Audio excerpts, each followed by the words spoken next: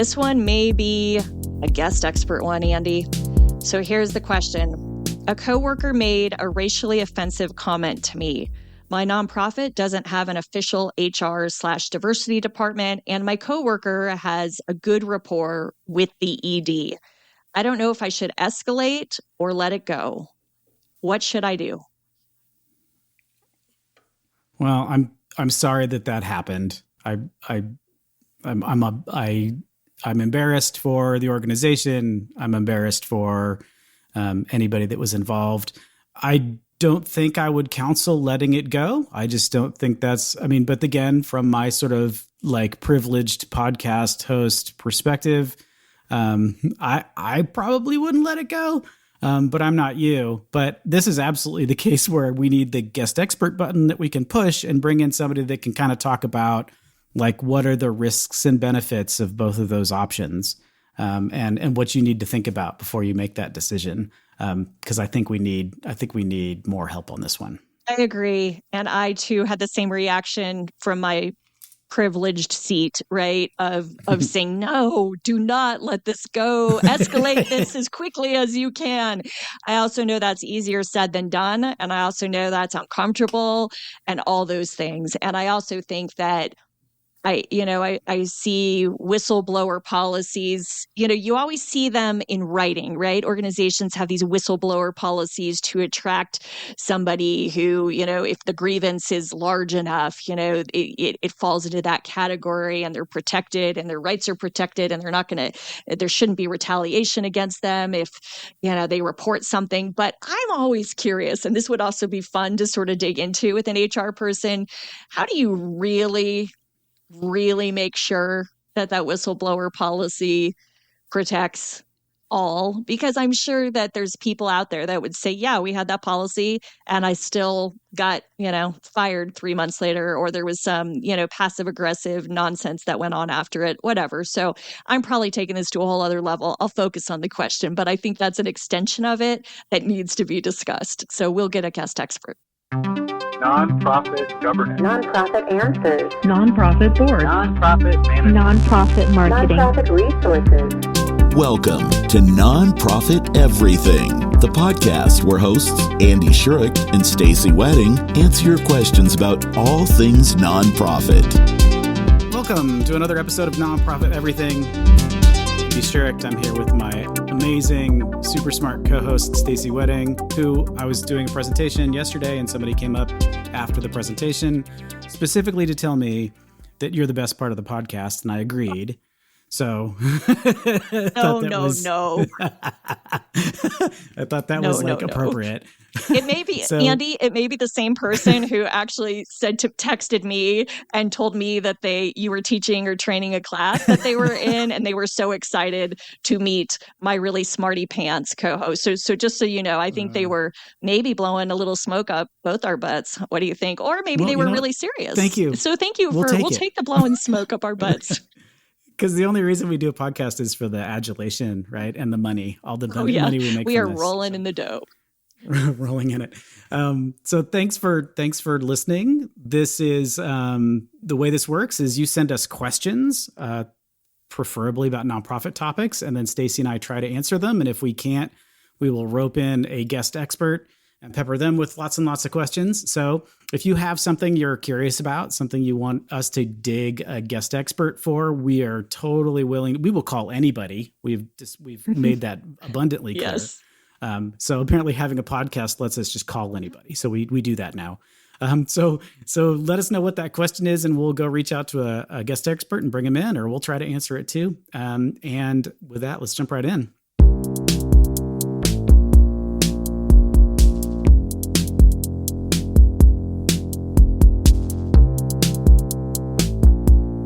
Hi, everybody. Welcome to another episode of Nonprofit Everything. This is Stacy Wedding with you, and I have a guest expert with us today that I'm sure we will all learn a lot from. It's Mary Beth Hartleb, and for those who don't know Mary Beth, she is what I like to call an HR guru, right? She started her own Prism HR consulting company back in 2003. Is that correct, Mary Beth? It is. Yeah, we're coming up on the 20th anniversary. I am excited about that, and I also don't know where those 2 decades went. You and me both. I say that to myself every day. So we are so glad to have you. And any background you want to share on HR or anything you want to share with our listeners today?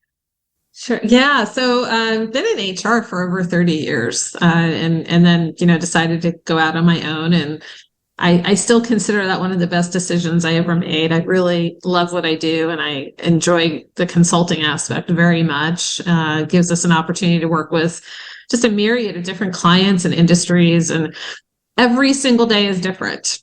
So you try your best to schedule, but you never know when situations are going to present themselves. And it really feels good to be appreciated by our clients and really help the workplace run more efficiently, get the right people in the right positions. It can be very rewarding in many ways. And so it's good. And for our 20th anniversary, I'm not going to disclose too much, but I'm working on something that I've been kind of marinating for the last decade or so. And it's kind of in the wellness space, but more, tying in the workplace to that. So stay tuned, because we'll be starting to do some launch on that towards early fall.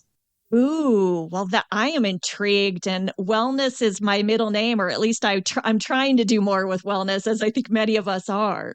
Yes. Oh, Yeah. my goodness. Self-care is extremely important, but I've been witness to, let's face it, there's a lot of conflict that happens in the workplace. And so I have worked on myself for the last decade and kind of experimented with a lot of different modalities and different things and studied the science. And so I feel compelled, honestly, to bring this forward in a public way, and hope that I can help others and share what I've learned and what's worked for me.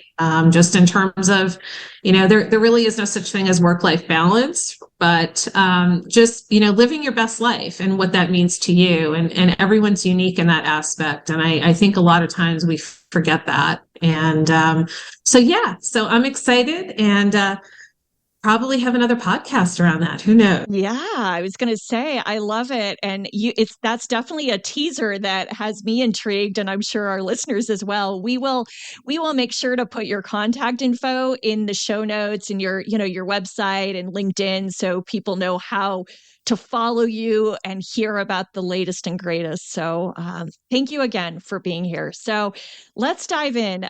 We got a question. Andy and I got this question, and we certainly attempt to answer some questions and do a better job than others. And this one is just, sadly, I think it's all too common of what we hear going on out there. And we thought, let's bring in a guest expert. And so you came to mind. So Mary Beth, here is the question we got.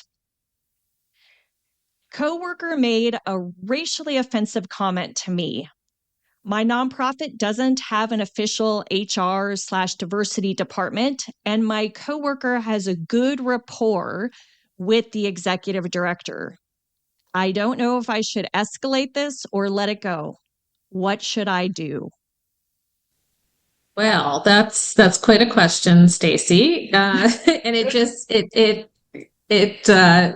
gives me pause to, I wish I knew who the person was, because I have so many more questions when I hear questions like that. And yes, this is very common. I often half jokingly say that it's not 2019 anymore. Yes. Everything has changed and shifted. I mean, no matter where you look, personal, work, everything has changed drastically in terms of how we work and relationships in the workplace. And that kind of goes towards the conflict aspect that I mentioned. So just to preface, my suggestion to this individual is, the first thing always is really to take into consideration perception. What this person is who wrote in the question, that's their perception, that this person made a racial comment, right? And I would ask the question too, does this person think that the individual who made the comment what was the intention behind that comment? Or did they even know that they offended this individual? Because a lot of times we don't. And that's certainly not an excuse for bad behavior. I'm not condoning that at all. But many times we just don't realize how our words affect other people. And so I often suggest, think about that for a moment. Is this something that's really coming from within you? Or is this something that, anybody who heard this comment would say, that's offensive. That's racially charged, or, whatever that comment was. The other thing I'm hearing here is that there seems to be somewhat of an assumption that because the executive director may on the surface have a friendly relationship with this individual, and without knowing more, I'm going to just go with that, what was in the question. But just because someone is on friendly terms, especially at an executive director level, does not necessarily mean that that individual cannot be objective with these types of situations. So I would suggest to the person to think about a few things before they take a next step. And that is your own perception. Do you feel that this was intentional? What has your relationship been with this coworker in the past? Has this happened before? Was this a one-off situation?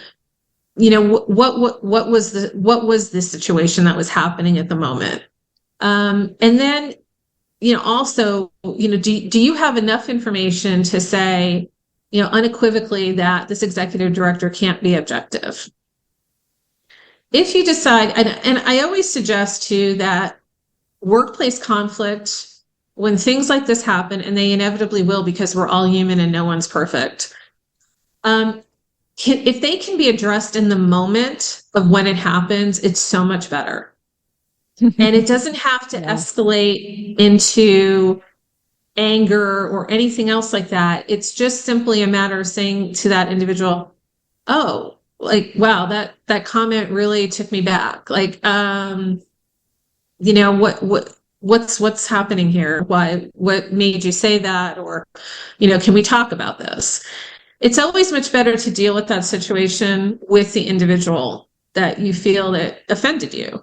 Now, I also understand that there are situations where a person may not feel safe in doing that. And again, if that's the situation here, don't do it. If you feel that talking to this individual is not going to be able to just clear the air and you're going to be able to carry on in a professional way in the workplace, then you do need somebody to intervene on your behalf. And you don't need to have HR or an HR position in the organization. If you feel after thinking through this that the executive director really will not be objective and listen and hear you out and be able to resolve this conflict, then I would suggest that you go to another supervisor or a manager that you trust. Policies, if we go down that road a little bit, I just want to mention that for nonprofits and for all companies, you should have an anti-harassment policy. And you also should be providing alternate ways in which an employee can report a concern, just because of these types of situations, so that an employee who has a concern is not, keeping it into themselves where, resentment can build, or, as we've seen, some people just quit because they feel that they're not going to be heard and they're not going to get a resolution to their issue. And so now you've potentially lost a good employee. So, these things don't have to escalate out of control. And that's, unfortunately, when I get the call, that's usually where we're at. Yeah, I'm sure. Things that really, and I do I spend a lot of time digging for root cause. Right. Yeah. So it's like peeling back the layers of an onion, like, okay, wait a minute, like what happened? Like, but why did this happen? Why? Right. And you keep asking those questions and you finally get to the root cause of what may be going on between these two individuals. Right. And it could be a whole myriad of things. And so just based on this pretty general question, those are some tips and suggestions that I have.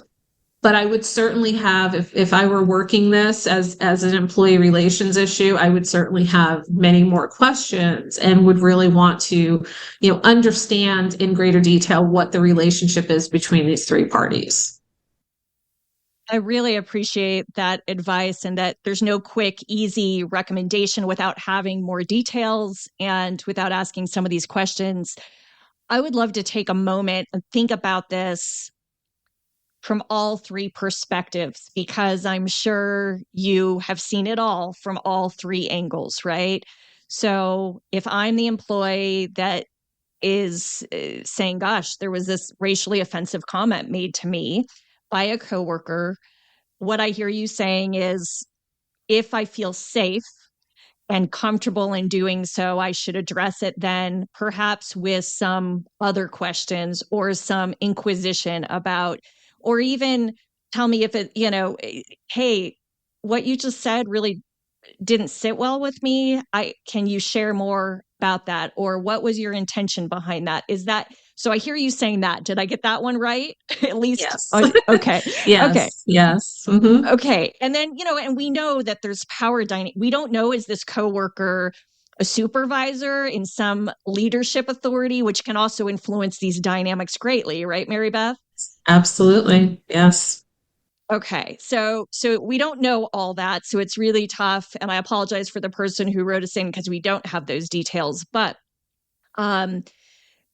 so trying to confront it, and then it also sounds like looking at the history and doing some of your own internal reflection. Is it fair to say, though, Mary Beth, that even if, whatever, you've done the reflection, you've done your own internal reflection, if I am still triggered by something someone said, whether we had a great relationship in the past or not, that I have a right to be offended and to share that I was offended? Absolutely. And that's why we have the policies we do. That's why we have alternate ways of reporting concerns. There's a multi-step process to all of these things. And again, without knowing more, there are some options that we've laid out today for this individual, right? One is, you can go directly to the person who offended you. And if you feel you can, just have a coffee together and kind of clear the air, great. If this, and again, it all depends. Was this a one-off situation? Right. Was this based on something else? Why was the comment made in the first place, right? Like what's the dynamic going on there? And then if not, and if this individual decides, I'm not comfortable going to the executive director, no one in the organization should be forcing that. There should be other parallel reporting structures in place where this employee can report that in a safe way. And basically what you do when an employee does something like that, they're seeking help in resolving the issue. And, that's what HR is for. That's what other managers are for. Inevitably, the executive director is probably going to find out about this situation, though. So, it may be best to start there. And if you feel that you're not, the situation's not being handled fairly in your mind, go to another manager or a supervisor or something along those lines, again, without knowing the organizational structure, power dynamics, things of that sort. That would depend on where the next step would go. Okay. That's great. So now I'm going to switch gears for a minute, just because I think all of our listeners have probably either experienced something like this or been on the receiving end in some way of this, right? So I want to talk about, so if I am the person that made the comment, what is my best approach to this if I'm confronted? If there's a direct, let's say my coworker comes to me, tells me that I said something that was offensive. It feels sort of like it's probably common sense that I shouldn't get defensive, right? I shouldn't do XYZ. I should probably try to resolve it. But can you give some tips or language around this of how someone could do this that's on the end of the one that was maybe the one that said something offensive? The best advice I can give is to just listen. Because again, we're dealing with perception here. So the employee who was offended has a perception that they were offended and that the comment made was inappropriate. Okay.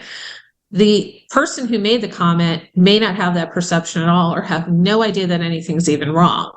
And a lot of times what we see with the dynamics, though, if this isn't addressed quickly and efficiently and the air is cleared, is that there's going to be tension between these two individuals, and the person who made the comment is going to sense the tension but not know why it's there.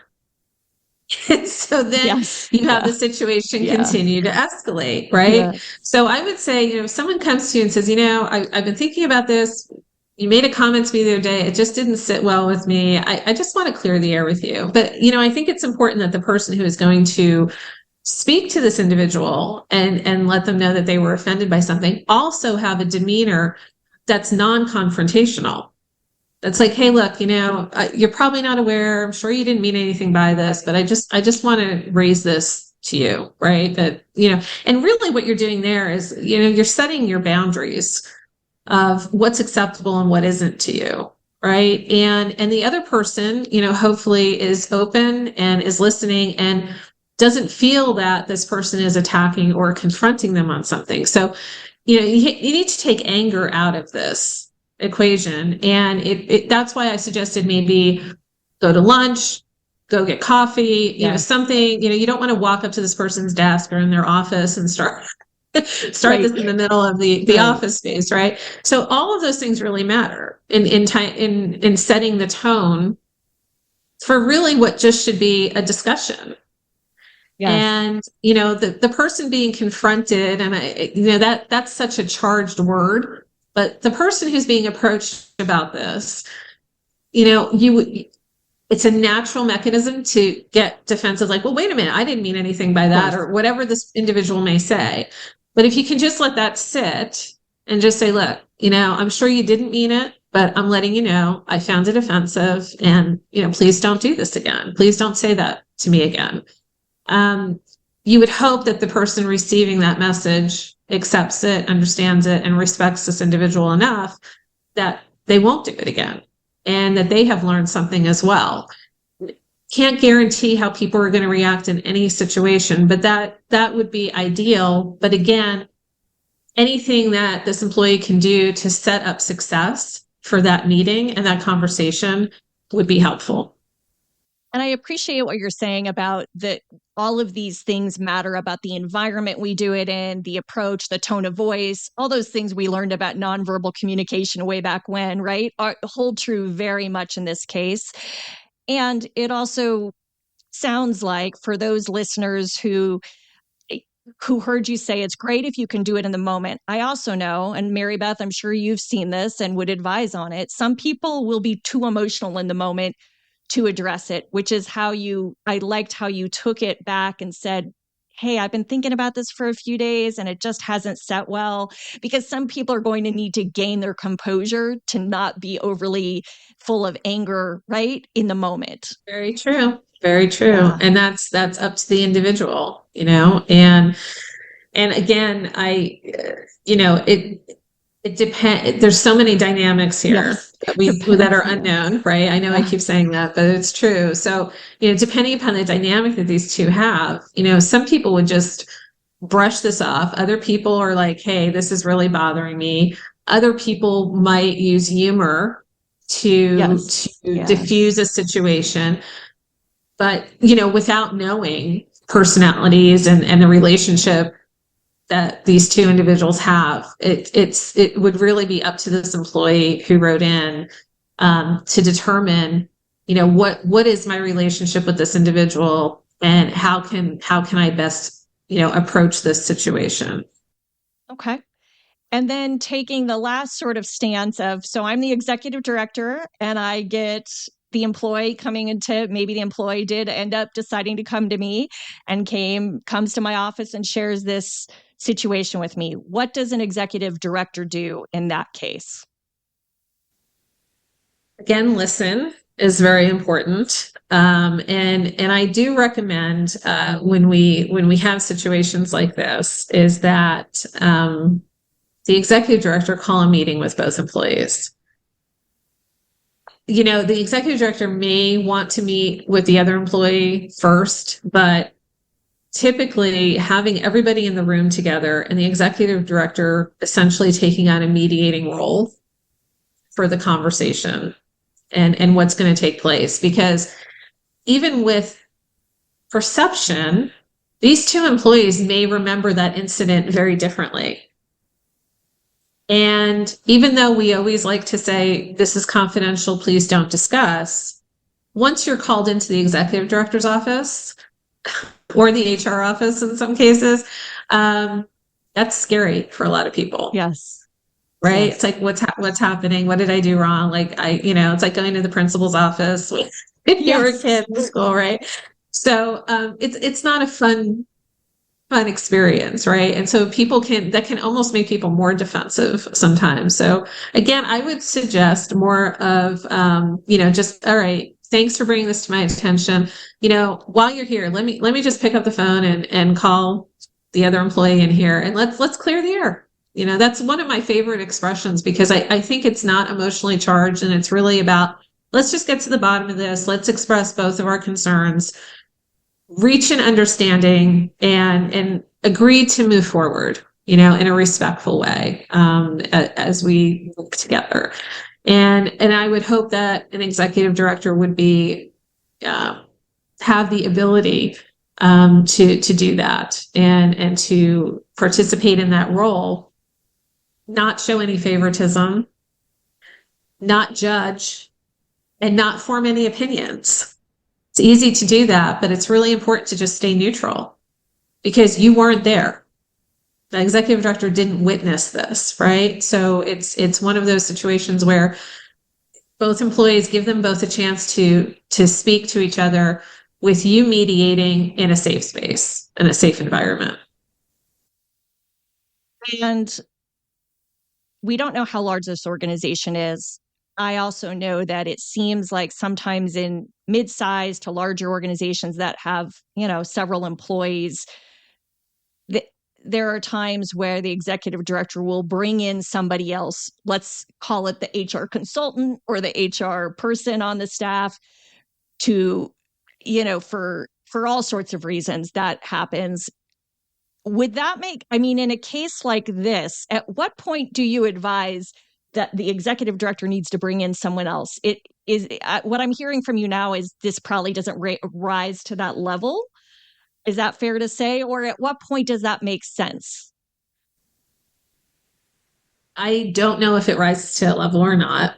And they may want to have someone else in there if they have an executive assistant, for example, because I think the question, they don't have HR, right?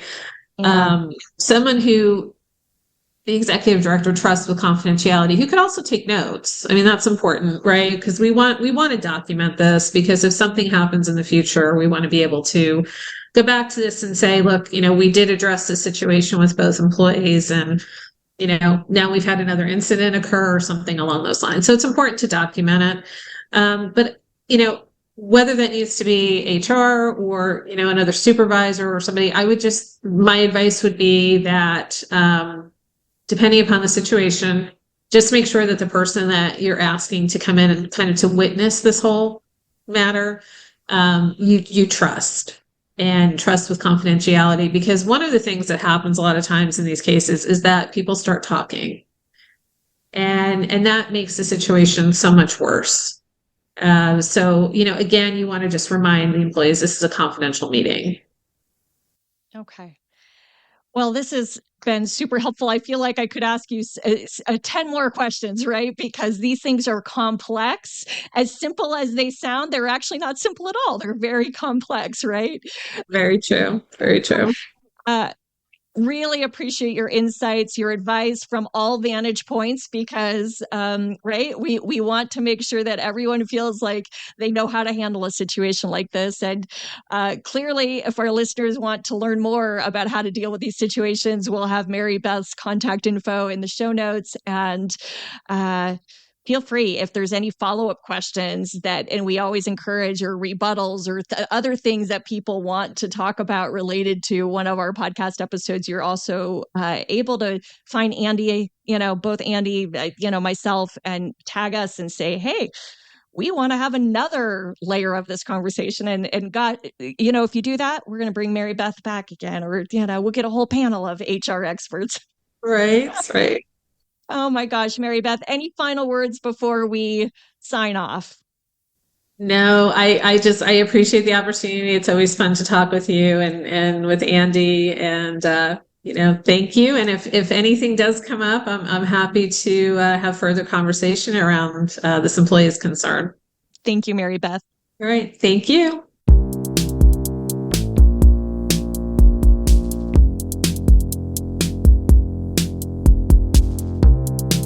Thank you so much for joining us for another episode of Nonprofit Everything. And I want to thank you for being good sports, because Andy and I, sometimes in these episodes, you may be saying, what do they have against us, right?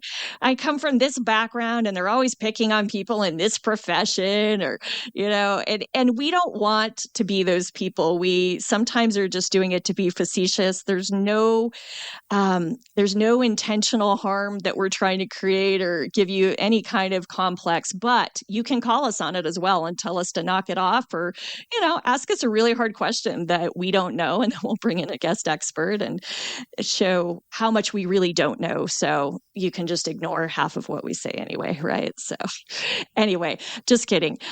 With that said, we just want to say thank you for being with us in good humor. Thank you for listening. Thank you. Thank you. Thank you. We could not do this without you. And please send that question over. You know how we work. You send the question, we answer it, or we find someone much smarter than us or much smarter than me to answer it. So thank you and have a great one.